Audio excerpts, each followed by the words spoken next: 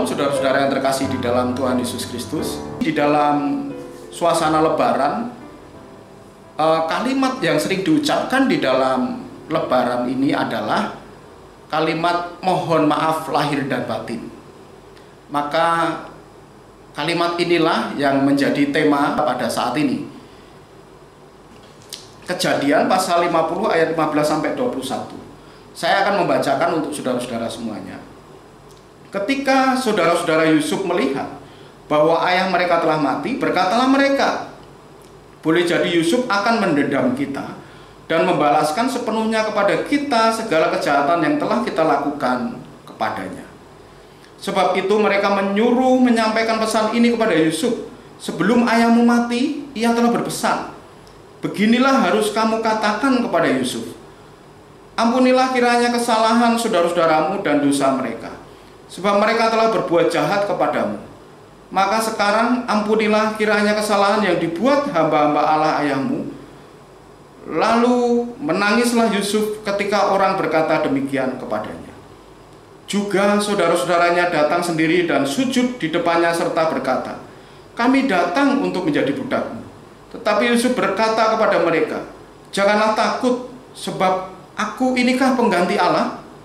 Memang kamu telah mereka-rekakan yang jahat terhadap aku, tetapi Allah telah mereka-rekakannya untuk kebaikan, dengan maksud melakukan seperti yang terjadi sekarang ini, yakni memelihara hidup suatu bangsa yang besar. Jadi janganlah takut, aku akan menanggung makananmu dan makan anak-anakmu juga. Demikianlah ia menghibur mereka dan menenangkan hati mereka dengan perkataannya. Mari kita berdoa. Terima kasih Tuhan, pada saat ini kami bersyukur bersama-sama merenungkan kebenaran firman-Mu dengan tema mohon maaf lahir dan batin. Memusrahkan waktu kami ke depannya ke tangan kuasa-Mu ya Tuhan. Berkati hamba-Mu yang akan menyampaikan firman Tuhan, pimpin hamba-Mu. Di dalam nama Tuhan Yesus Kristus, kami berdoa dan mengucap syukur. Haleluya. Amin. Saudara-saudara, kalau kita baca keseluruhan dari kisah Yakub dan 12 anaknya ini, maka kita akan mengetahui bahwa keluarga Yakub ini adalah keluarga yang tidak harmonis. Dan di saat ketidakharmonisan keluarga ini dibiarkan, maka akan menimbulkan masalah. Apakah yang membuat keluarga Yakub ini tidak harmonis? Ketidakharmonisan ini pemicunya yang paling besar adalah bahwa Yakub itu lebih mengasihi Yusuf dibandingkan dengan saudara-saudaranya yang lain. Dengan sikap ayah yang pilih kasih ini, saudara-saudara, maka ada perasaan yang tidak suka, perasaan iri hati dari saudara-saudara Yusuf yang lainnya. Perasaan ini ada peningkatan ketidaksukaan di saat saudara-saudara Yusuf ini tidak suka kepada Yusuf. Kalau kita melihat di pasal yang ke-37, saudara-saudara, maka di situ pertama itu benci dan tak mau menyapa. Di saat benci tidak mau menyapa, maka ketidaksukaan ini lebih lagi, yaitu lebih benci. Kemudian makin benci, dan pada akhirnya saudara-saudara bermufakat untuk membunuh Yusuf. Belajar dari kisah Yusuf dan saudara-saudaranya ini, maka ada 3 sikap untuk kita bisa sepenuhnya seperti tema kita pada saat ini, yaitu mohon maaf lahir dan batin ini benar-benar seperti yang menjadi maknanya. Yang pertama adalah supaya mohon maaf lahir dan batin ini benar-benar bisa terjadi, saudara-saudara. Yang pertama itu tiap pribadi supaya memiliki pandangan yang benar terhadap dirinya sendiri. Mohon maaf lahir dan batin ini akan benar-benar terlaksana saat diawali oleh pribadi yang menjauhkan diri dari prasangka, rekayasa, maupun nilai diri yang sepatutnya. Saudara-saudara Yusuf membuat kesalahan yang besar terhadap Yusuf. Apa yang menjadi kesalahan dari saudara-saudara Yusuf, saudara-saudara? Mereka itu sebagai saudara yang lebih tua, maka seharusnya itu mereka melindungi adiknya. Mereka itu mengayomi adiknya, mereka itu menjaga adiknya. Tetapi justru sebaliknya, saudara-saudara, Mereka saudara-saudara yang lebih tua dari Yusuf ini, mereka itu ingin membunuh Yusuf. Caranya adalah Yusuf dimasukkan ke sumur, kemudian menjualnya kepada budak Potifar. Mereka itu membuang Yusuf dari kasih sayang ayah dan ibunya. Kemudian waktu terus berlalu dan keadaan itu berbalik. Sekarang Yusuf ini menjadi penguasa yang besar di Mesir. Dengan kuasa yang dipunya oleh Yusuf, maka tentunya dengan mudah Yusuf ini akan mampu membalaskan dendam kepada saudara-saudaranya yang dulu telah menjerumuskannya kepada hal-hal yang mengancam nyawanya, saudara-saudara, yang menjauhkan mereka dari kasih sayang orang tuanya. Saudara-saudara, melihat kenyataan akan keberadaan Yusuf kini, maka saudara-saudaranya ini, saudara-saudara Yusuf ini, mereka itu menduga-duga, mereka itu berprasangka, boleh jadi Yusuf itu akan mendendam. Prasangka buruk ini, saudara-saudara, terpikirkan oleh saudara-saudara Yusuf ini sangat besar, karena Yusuf ini mempunyai potensi untuk melakukan balas dendam, saudara-saudara. Saat saudara-saudara Yusuf mengetahui bahwa Yusuf sangat menghormati ayahnya, maka mereka tahu bahwa apa yang dikatakan oleh ayahnya ini, apalagi kalau wasiat sebelum meninggal, maka pastilah Yusuf itu akan mentaatinya. Kemudian mulailah saudara-saudara Yusuf ini, mereka itu membuat rekayasa. Rekayasa pesan terakhir dari Yakub, ayah yang sangat dihormati Yusuf ini, dibuat direkayasa. Kalau kita melihat Kejadian 50 ayat 16-17, kita bandingkan dengan Kejadian 49 ayat 29 sampai dengan 33, kata-kata terakhir Yakub sebelum Yakub itu meninggal itu telah direkayasa untuk kepentingan dari saudara-saudara Yusuf ini. Saudara-saudara, mereka itu datang kepada Yusuf dan tidak menempatkan diri kepada nilai mereka yang sepatutnya. Tetapi apa, saudara-saudara? Mereka malah membuat rekayasa, karena mereka menduga bahwa Yusuf itu akan melakukan pembalasan dendam. Mereka itu ingin ada perdamaian. Saudara-saudara Yusuf ingin ada perdamaian dengan Yusuf, tetapi perdamaian ini tidak dengan kata-kata aku bersalah kepadamu, tetapi dengan membuat rekayasa. Pesan terakhir Yakub yang sudah direkayasa ini disampaikan oleh Yusuf, dan cara penyampaian ini pun mereka itu, saudara-saudara Yusuf ini takut, saudara-saudara. Saudara-saudara Yusuf ini mereka menggunakan orang lain untuk menyampaikan. Mereka takut, mereka itu segan bertemu dengan Yusuf, tidak berani datang sendiri dan mengutus orang lain. Kalau kita melihat di sini, maka sebagai seorang korban kejahatan, sebenarnya Yusuf itu mempunyai alasan yang kuat untuk menolak permohonan damai dari saudara-saudaranya itu. Saudara-saudara Yusuf ini mereka tidak menyadari kesalahannya, tetapi justru mereka itu berprasangka bahwa Yusuf akan membalaskan dendam. Prasangkanya ini kemudian menguat dan akhirnya mereka itu membuat rekayasa. Mereka tidak sadar akan nilai diri dia yang sepatutnya. Saudara-saudara, banyak orang itu yang mereka sudah bersalah, di saat dia itu bersalah tidak datang dengan pengakuan serta penyesalan bahwa aku bersalah. Tetapi apa, saudara-saudara? Banyak orang yang mereka itu berprasangka yang tidak baik dengan orang lain, dan pada akhirnya dia itu membuat rekayasa untuk menutupi kesalahan-kesalahan yang dilakukannya, supaya maaf itu diperoleh. Saudara-saudara, banyak orang yang sudah salah tetapi tidak mau masuk di dalam ruang penyadaran diri. Justru malah dia itu salah mencari kambing hitam untuk menutupi kesalahannya, untuk menutupi kegagalan di dalam dia itu mengakui apa yang dia perbuat. Saudara-saudara, pengalaman anak-anak Yakub ini kiranya memberikan pembelajaran kepada kita yang pertama, bahwa marilah kita memiliki pandangan yang benar terhadap diri kita sendiri.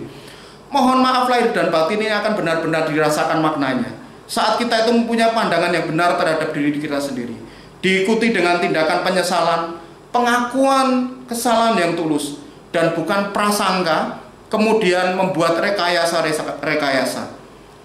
Jikalau sudah demikian, saudara-saudara, jikalau kita sudah tulus mengerti akan perspektif diri kita sendiri, maka disinilah awal pemulihan akan terjadi. Dengan kita mampu menilai diri kita yang sepatutnya. Yang kedua, mohon maaf lahir dan batin ini akan benar-benar terlaksana jikalau tiap pribadi ini mempunyai pandangan yang benar terhadap pribadi yang lain. Mohon maaf lahir dan batin ini akan benar-benar terlaksana apabila ada pribadi yang membuka hati untuk berempati. Allah itu memakai kelaparan di Kanaan, saudara-saudara, untuk memulihkan hubungan dari sebuah keluarga yang hancur, keluarga yang terpisahkan, dan mereka itu bertemu dengan membawa luka lama yang itu sangat berbekas, sangat dalam. Luka lama itu akhirnya mampu diselesaikan dan memperoleh kebahagiaan setelah mereka itu 20 tahun berpisah. Di ayat 17c dikatakan di sini, lalu menangislah Yusuf. Yusuf menyadari, saudara-saudara, bahwa hati yang hancur, hati yang remuk itu bukanlah akhir dari cerita hubungan dia dengan keluarga besarnya yang telah menyakitinya. Hati yang hancur bukanlah akhir, tetapi hati yang hancur ini Yusuf menyadari bahwa itu adalah suatu permulaan hubungan untuk mengakhiri kepahitan hidupnya yang berkepanjangan. Yusuf ingat, saudara-saudara, apa yang dilakukan oleh saudara-saudaranya, kejahatan-kejahatan yang dilakukan oleh saudara-saudaranya. Ketika ada peristiwa kekurangan pangan, maka saudara-saudara Yusuf pergi ke Mesir. Saat itulah Yusuf menjadi pembesar di negeri itu. Pada saat saudara-saudara Yusuf ini menghadap Yusuf, maka Yusuf mengenali mereka, saudara-saudara. Tetapi mereka tidak mengenali Yusuf, karena Yusuf sudah kayak seperti orang Mesir. Pada saat itu juga mimpi dari Yusuf itu benar-benar terjadi. Berkas gandum Yusuf tegak berdiri, sedangkan punya saudara-saudaranya itu nunduk. Matahari, bulan, dan 11 bintang tunduk kepada Yusuf. Mimpi itu menjadi kenyataan, saudara-saudara. Kakaknya yang seharusnya melindungi tetapi malah berbuat jahat kepadanya. Sekarang mereka di dalam keadaan yang tidak berdaya di hadapan Yusuf. Setelah bertahun-tahun, saat inilah saat yang paling tepat sebenarnya untuk membalaskan dendam. Tetapi apa yang dilakukan Yusuf, saudara? Yusuf tidak melakukannya. Yusuf juga tidak lupa akan peristiwa yang dia alami. Karena itu Yusuf di saat melihat mereka, maka menangislah Yusuf. Yusuf mengingat semuanya, tetapi Yusuf tidak membalaskannya. Yusuf menerima mereka, saudara-saudara. Dia membuka hati untuk berempati. Inilah cara pandang yang benar terhadap pribadi yang lain. Saudara-saudara, banyak orang yang sulit untuk menerima kembali. Banyak orang yang mereka itu pilih untuk membalas dendam, serta tidak ada pengampunan, saudara-saudara. Karena apa? Ya karena memang luka batin ini yang sudah sangat lama diperlakukan secara jahat. Dan itu semuanya tentu akan sangat mudah dipertahankan untuk diingat. Apalagi posisinya di saat terjadi setelah sekian lama, posisi orang yang dilukai ini, dia itu mempunyai potensi memungkinkan untuk membalas dendam itu sangat besar seperti Yusuf. Marilah kita belajar, saudara-saudara. Mungkin saat ini keadaan kita seperti ini. Mungkin saat ini keadaan kita itu sedang di atas angin, nggak seperti Yusuf. Apakah yang harus kita lakukan, saudara-saudara? Yusuf, dia tidak melakukan balas dendam. Tetapi Yusuf, dia membuka hati untuk berempati.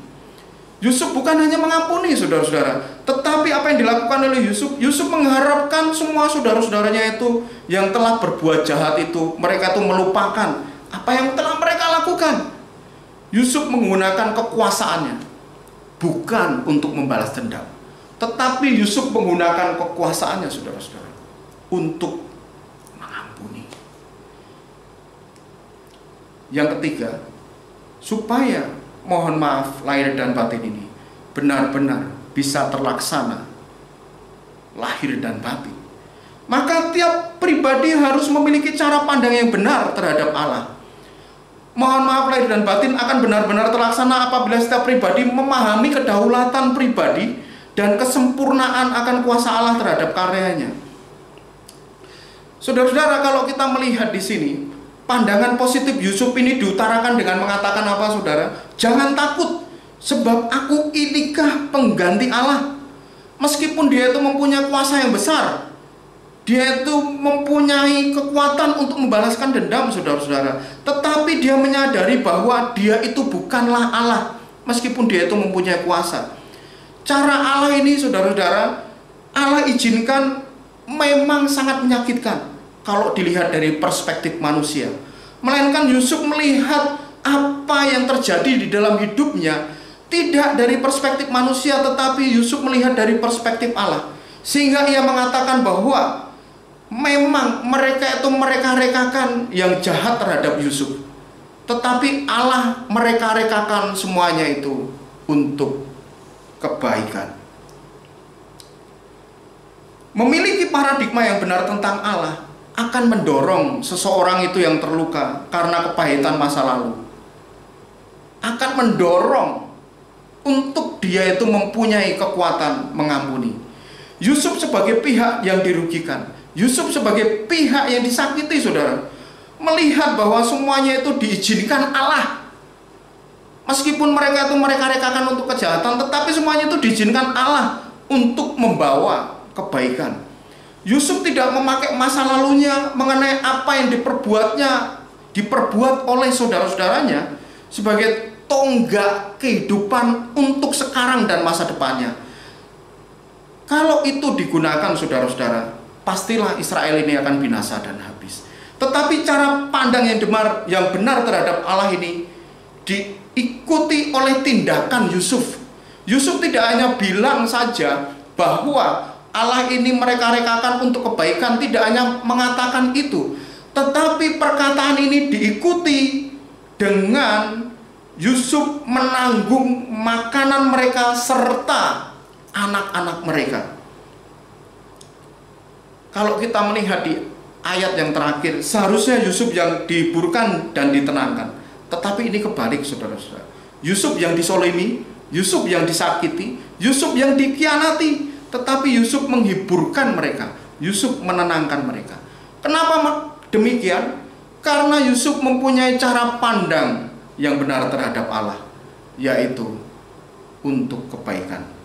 Saudara-saudara, manusia tidak sanggup melupakan jeratan kepahitan-kepahitan masa lalu kalau tidak mempunyai cara pandang yang benar terhadap Allah. Manusia juga tidak mampu punya kemampuan untuk mendamaikan dirinya dengan sesamanya. Keinginan manusia itu hanyalah balas dendam, saudara-saudara. Tetapi yakinlah, di saat Kristus itu kita percaya, maka kuasa dari darah Kristus itu yang telah berkorban bagi dosa-dosa kita pasti mampu, pasti sanggup memampukan kita semuanya untuk memahami kesempurnaan akan kuasa Allah di dalam kehidupan kita. Meskipun seakan-akan semuanya direka-rekakan untuk kejahatan kita, tetapi di saat kita boleh untuk melihat kuasa Kristus itu lebih besar, saudara-saudara, maka kita melihat bahwa semuanya itu diizinkan Allah untuk kebaikan kita. Saudara-saudara, dengan adanya pengampunan, maka tidak akan bisa mengubah masa lalu, tetapi pengampunan akan bisa mengubah masa depan. Saudara-saudara, dengan kuasa perdamaian Kristus, maka akan menolong kita semuanya untuk mempunyai perspektif yang benar tentang Tuhan, sehingga kita tidak menggunakan kesempatan yang ada untuk membalas, untuk melukai, melainkan akan menerima dan diikuti dengan tindakan yang nyata seperti Yusuf. Terakhir, saudara-saudara, saya akan membaca untuk kita semuanya. Yesus Kristus adalah Tuhan yang sanggup memampukan kita untuk benar-benar mengucapkan dan melakukan permohonan maaf lahir dan batin. Caranya adalah, marilah kita meletakkan bagian-bagian yang hancur dari hidup kita ke dalam tangannya. Sehingga jikalau sudah demikian, maka kita akan menjadi sebuah keindahan yang jauh melampaui dari keadaan kita sebelumnya. Tuhan memberkati kita semuanya.